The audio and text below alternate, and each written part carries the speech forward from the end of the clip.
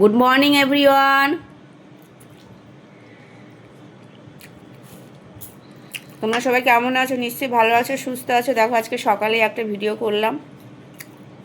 ছেলের সকালে পড়া ছিল, এই কোচিং থেকে আসার সময় দেখো জিলেপিগুলো নিয়ে এসেছে।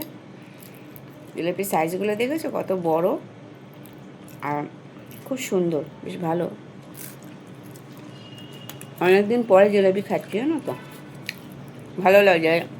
সকালে ব্রেকফাস্ট যদি রুটির সাথে হয়, পাউরুটি রুটির সাথে জিলাপি হলে বেশ ভালো হয়, তাই না?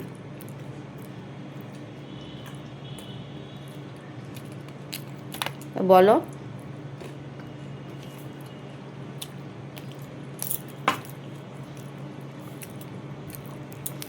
কালকে মা কাকিমাদের বাড়ি গেছিলো।